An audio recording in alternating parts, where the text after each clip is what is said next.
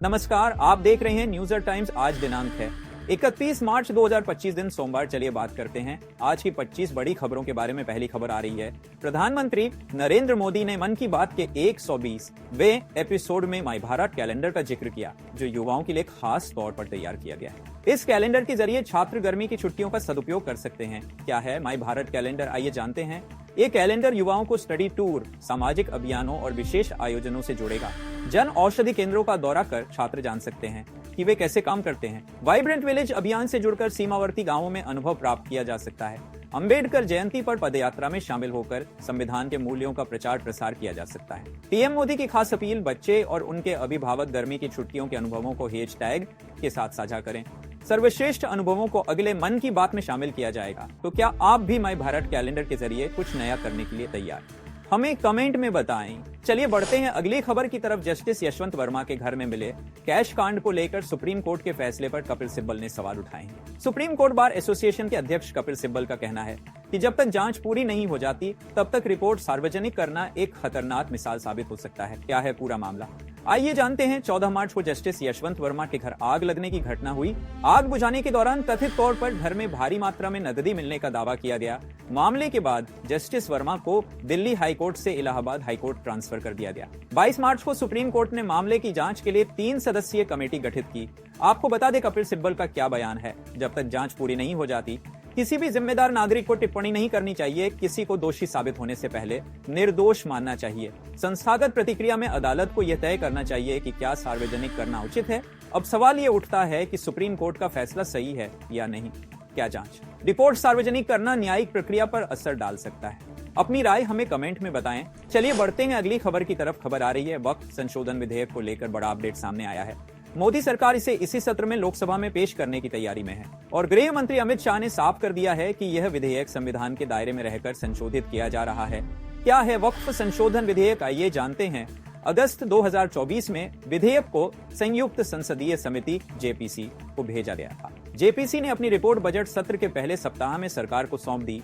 Report के आधार पर विधेयक में कुछ संशोधन किए गए। सरकार की कोशिश रहेगी कि इसे इस सत्र में कम से कम एक सदन से पारित करा लिया जाए।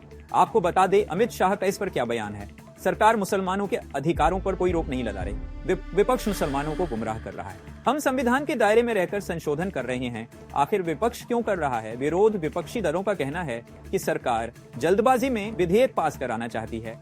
वे भाजपा के सहयोगी दलों से संपर्क साध रहे हैं ताकि विधेयक को रोका जा सके। भाजपा का दावा, सभी सहयोगी दल हमारे साथ हैं, विधेयक को लेकर कोई संशय नहीं। अब बड़ा सवाल यह है कि वक्फ संशोधन विधेयक को लेकर सरकार और विपक्ष आमने सामने क्यों है? क्या यह विधेयक इसी सत्र में पास हो पाएगा? चलिए बढ़ते हैं अगली खबर की तरफ। दिल्ली एनसीआर में बढ़ते प्रदूषण को लेकर सुप्रीम कोर्ट में दायर याचिका खारिज। पराली जलाने से परेशान जनता को कोई राहत नहीं मिली। जानिए कोर्ट ने क्या कहा। पंजाब और हरियाणा में पराली जलाने पर सख्ती की मांग वाली याचिका सुप्रीम कोर्ट ने खारिज कर दी। पर्यावरण कार्यकर्ता विक्रांत तोमर ने कोर्ट में अपील की थी कि सरकारें पराली जलाने पर सख्त कदम उठाएं ताकि हवा साफ हो सके, लेकिन सुप्रीम कोर्ट ने कहा कि इस मुद्दे पर पहले ही कई आदेश दिए जा चुके हैं और अब नए निर्देश देने की जरूरत नहीं है। कोर्ट ने साफ कर दिया कि इस मामले में दोबारा हस्तक्षेप नहीं किया जाएगा। याचिका में दावा किया गया था कि पराली जलाने से सबसे ज्यादा बच्चे और बुजुर्ग प्रभावित होते हैं। वायु प्रदूषण एक राष्ट्रीय संकट बन चुका है, लेकिन सरकारें इसे रोकने में नाकाम साबित हो रही हैं। अब बड़ा सवाल यह है कि आखिर कब तक जनता इस दमघोंटू हवा में जीने को मजबूर रहेगी? क्या सरकारें पराली जलाने पर वाकई सख्ती करेंगी? आपकी क्या राय है, कमेंट में बताइए। चलिए बढ़ते हैं अगली खबर की तरफ। मणिपुर, अरुणाचल प्रदेश और नागालैंड में आफ्स्पा फिर से लागू। गृह मंत्रालय ने बड़ा फैसला लेते हुए इस सख्त कानून को 6 महीने के लिए बढ़ा दिया है। गृह मंत्रालय ने आफ्स्पा यानी सशस्त्र बल विशेषाधिकार अधिनियम को 6 महीने के लिए बढ़ाने का नोटिफिकेशन जारी किया है। मणिपुर के 5 जिलों के 13 थाना क्षेत्रों को छोड़कर पूरे राज्य में यह लागू रहेगा। अरुणाचल प्रदेश के तिरप, चांगलांग, लोंगडिंग और 3 थाना क्षेत्रों में भी आफ्स्पा फिर से लागू कर दिया गया है। वहीं नागालैंड के 8 जिलों दीमापुर, न्यूलैंड, चुमौकेदिमा, मोन, किफिर, नोकलाक, फेक और पेरेन में इसे बढ़ा दिया गया है। आफ्स्पा कानून सुरक्षा बलों को क्या अधिकार देता है? इसके तहत सेना बिना वारंट के किसी को गिरफ्तार कर सकती है, घर में तलाशी ले सकती है और अगर जरूरत पड़ी तो गोली भी चला सकती है। अब सवाल ये उठता है कि आफ्स्पा को कब हटाया जाएगा? क्या ये फैसला जनता के हित में है? आपकी राय क्या है, हमें कमेंट में जरूर बताएं। चलिए बढ़ते हैं अगली खबर की तरफ। इंडिगो पर आयकर विभाग का बड़ा एक्शन, 944 करोड़ रुपए का तगड़ा झटका, लेकिन कंपनी ने इस जुर्माने को गलत बताया। आखिर कहां हुई गलती? देश की सबसे बड़ी एयरलाइन इंडिगो पर इनकम टैक्स विभाग ने 944 20 करोड़ रुपए का जुर्माना ठोक दिया है। ये आदेश इंडिगो की मूल कंपनी इंटरग्लोब एविएशन को मिला है, लेकिन इंडिगो का कहना है कि यह आदेश गलतफहमी की वजह से दिया गया है। कंपनी का दावा है कि इनकम टैक्स विभाग ने यह जुर्माना इसलिए लगाया क्योंकि उन्हें लगा कि इंडिगो की अपील खारिज हो गई है, जबकि मामला अभी लंबित है और इस पर फैसला आना बाकी है। इंडिगो ने साफ कर दिया है कि वह इस आदेश को कोर्ट में चुनौती देगी और इसे तुच्छ व अवैध करार दिया है। कंपनी का कहना है कि इसका उनके बिजनेस ऑपरेशंस या फाइनेंशियल स्टेटस पर कोई असर नहीं पड़ेगा। अब बड़ा सवाल यह है कि क्या इंडिगो को 944 करोड़ रुपए चुकाने पड़ेंगे या कंपनी कानूनी लड़ाई जीत जाएगी? आपकी राय क्या है? हमें कमेंट में बताइए। चलिए बढ़ते हैं अगली खबर की तरफ। मोहनलाल की बहुप्रतीक्षित फिल्म L2 एम्पुरान विवादों में घिर गई है। 17 सीन हटाए जाएंगे। बीजेपी नेता राजीव चंद्रशेखर ने बायकॉट का ऐलान कर दिया है। 2019 की ब्लॉकबस्टर फिल्म लुसिफर का सीक्वल L2 एम्पुरान बड़े विवाद में फंस चुका है। केरल बीजेपी अध्यक्ष और पूर्व केंद्रीय मंत्री राजीव चंद्रशेखर ने फिल्म को देखने से इनकार कर दिया है। वजह, फिल्म में 2002 के गुजरात दंगों का संदर्भ और केंद्रीय एजेंसियों के नकारात्मक चित्रण को लेकर विवाद शुरू हो गया है। फिल्म में 17 बदलाव किए गए हैं और इसे फिर से सेंसर बोर्ड के सामने पेश किया गया है। विवाद तब बढ़ा जब आरएसएस नेताओं ने फिल्म में कुछ सीन्स को लेकर आपत्ति जताई। खासतौर पर एनआईए, आईबी और ईडी जैसी एजेंसियों के चित्रण को लेकर सवाल उठे हैं। सूत्रों के मुताबिक फिल्म के विलेन बाबा बजरंगी का नाम बदला जाएगा और उन दृश्यों को हटाया जाएगा जिन पर आपत्ति जताई गई है। अब सवाल ये है कि क्या इन बदलावों के बाद फिल्म बिना किसी विवाद के रिलीज हो पाएगी या फिर ये विवाद फिल्म के कलेक्शन पर असर डालेगा? चलिए बढ़ते हैं अगली खबर की तरफ। यूपीआई ने जैसे डिजिटल पेमेंट सिस्टम को बदल दिया, वैसे ही भारत में ऊर्जा क्षेत्र में भी बड़ा बदलाव आने वाला है। ये कहना है आधार कार्ड के निर्माता और इन्फोसिस के सह संस्थापक नंदन नीलेकनी का दावा है कि हर घर में सोलर पैनल और इलेक्ट्रिक व्हीकल ईवी बैटरियां होंगी, जिससे घर न सिर्फ बिजली का उपभोक्ता बल्कि उत्पादक और विक्रेता भी बन जाएगा। उन्होंने इसे यूपीआई से जोड़ते हुए कहा कि जैसे डिजिटल पेमेंट्स ने भारत में वित्तीय लेन देन का तरीका बदल दिया, वैसे ही सरकार की नई नीति से बिजली खरीदने और बेचने के सिस्टम में क्रांतिकारी बदलाव आ सकता है। बात करें यूपीआई की सफलता की तो आज ये भारत में 80% रिटेल पेमेंट्स का हिस्सा है और 7 देशों में इसका इस्तेमाल हो रहा है। क्या सरकार अब बिजली के लेन देन में भी ऐसा ही कुछ प्लान कर रही है? अगर ऐसा हुआ तो आने वाले समय में बिजली का कारोबार भी डिजिटल पेमेंट्स की तरह आसान हो सकता है। आपकी इस पर क्या राय है? चलिए बढ़ते हैं अगली खबर की तरफ। असम में पत्रकार दिलवर हुसैन मजूमदार की गिरफ्तारी का मामला तूल पकड़ता जा रहा है।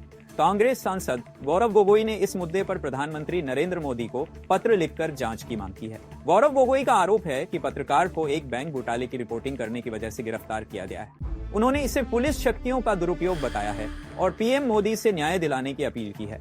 गोगोई ने अपने पत्र में लिखा कि Assam co operative apex bank limited में कथित घोटाले की स्वतंत्र जांच होनी चाहिए। उनका दावा है कि इस बैंक के निदेशकों में असम के मुख्यमंत्री हिमंत बिस्वा शर्मा भी शामिल है और इसके अध्यक्ष भाजपा विधायक विश्वजीत फूकन है। पत्रकार को पहले एक मामले में गिरफ्तार किया गया, लेकिन जब उन्हें जमानत मिल गई तो पुलिस ने अगले ही दिन नए आरोप लगाकर दोबारा गिरफ्तार कर लिया। गोगोई का कहना है कि पत्रकार को चुप कराने के लिए यह कदम उठाया गया है। अब सवाल उठता है, क्या असम सरकार प्रेस की स्वतंत्रता पर हमला कर रही है? क्या पीएम मोदी इस मामले में कोई दखल देंगे? आपकी क्या राय है? कमेंट में बताइए। चलिए बढ़ते हैं अगली खबर की तरफ। भारत अमेरिका व्यापार संबंधों में बड़ा मोड़। 2 अप्रैल से ट्रंप प्रशासन का पारस्परिक टैरिफ लागू होने जा रहा है, जिससे भारत के निर्यात को भारी नुकसान हो सकता है। लेकिन क्या सरकार के पास इसका कोई समाधान है? भारत और अमेरिका के बीच 2025 तक एक व्यापार समझौते को अंतिम रूप देने पर सहमति बनी, लेकिन टैरिफ छूट को लेकर अब तक कोई साफ संकेत नहीं मिला है। विशेषज्ञों के अनुसार अगले वित्त वर्ष में अमेरिका को भारत का निर्यात 7.3 बिलियन यूएस डॉलर तक गिर सकता है। भारत से अमेरिका को होने वाले निर्यात में इलेक्ट्रॉनिक्स, टेक्सटाइल और ऑटो सेक्टर सबसे ज्यादा प्रभावित होंगे। भारत ने व्यापार तनाव कम करने के लिए कुछ अमेरिकी उत्पादों पर टैरिफ में कटौती की है, लेकिन क्या यह काफी होगा? अब बड़ा सवाल, क्या भारत सरकार अमेरिकी टैरिफ से हुए नुकसान की भरपाई कर पाएगी?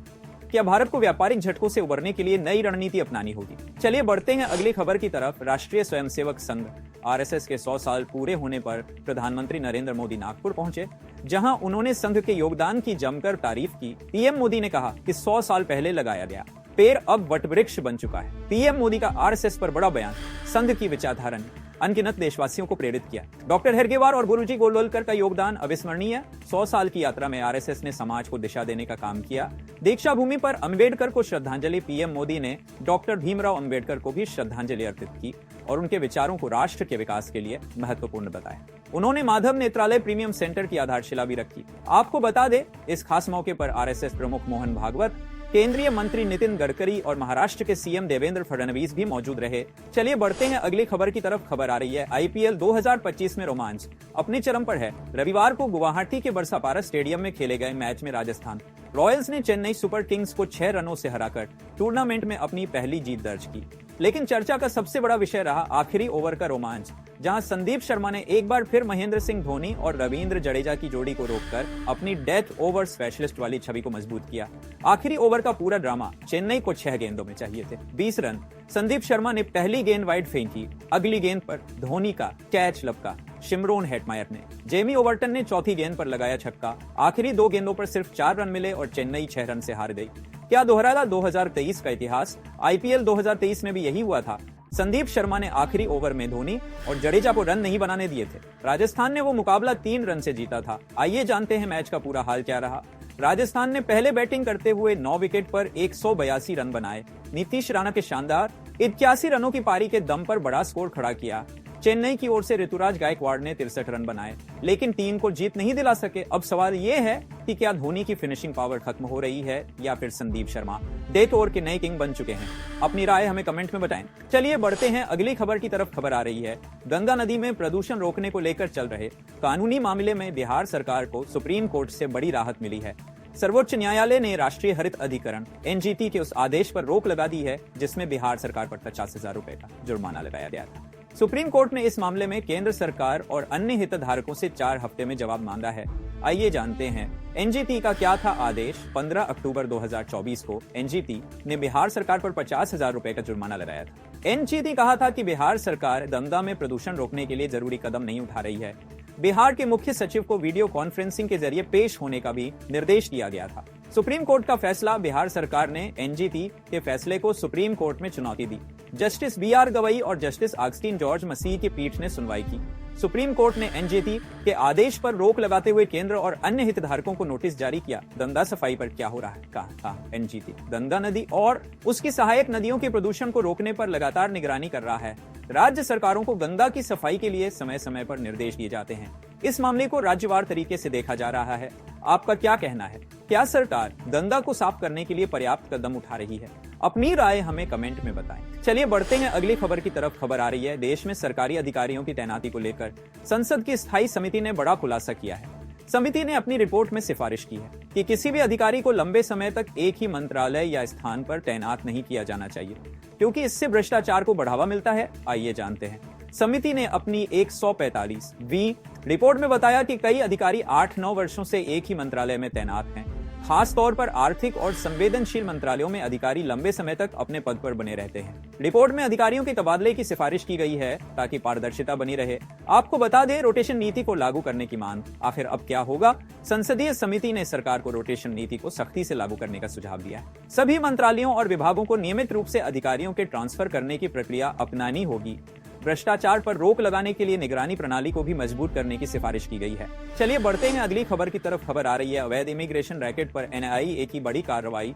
पश्चिमी दिल्ली से गगनदीप सिंह उर्फ गोल्डी नाम के एजेंट को गिरफ्तार किया गया है, जो बिना किसी लाइसेंस के लोगों को डंकी रूट के जरिए अमेरिका भेजता था। क्या है डंकी रूट? आइए जानते हैं। डंकी रूट का इस्तेमाल अवैध रूप से अमेरिका जाने के लिए किया जाता है। स्पेन, अल साल्वाडोर, ग्वाटेमाला और मैक्सिको होते हुए लोग अमेरिका पहुंचते हैं। मानव तस्करी के इस रास्ते में कई लोग ठगी और शोषण का शिकार हो जाते हैं। कैसे हुआ खुलासा? आइए जानते हैं। पंजाब के तरनतार एक युवक ने 45 लाख रुपए देकर अमेरिका जाने की कोशिश की। डंकी रूट से भेजा गया युवक अमेरिकी अधिकारियों द्वारा भारत वापस भेज दिया गया। भारत लौटकर उसने एजेंट गोल्डी के खिलाफ शिकायत दर्ज कराई। एनआईए की जांच और सरकार का रुख। 13 मार्च को एनआईए ने इस मामले की जांच अपने हाथ में ली। गोल्डी पर अवैध इमिग्रेशन और मानव तस्करी का केस दर्ज। लोकसभा में सरकार ने बताया जनवरी 2025 से अब तक 636 भारतीय अमेरिका से निर्वासित किए जा चुके हैं। क्या सरकार को डंकी रूट पर और सख्ती करनी चाहिए? अपनी राय हमें कमेंट में बताएं।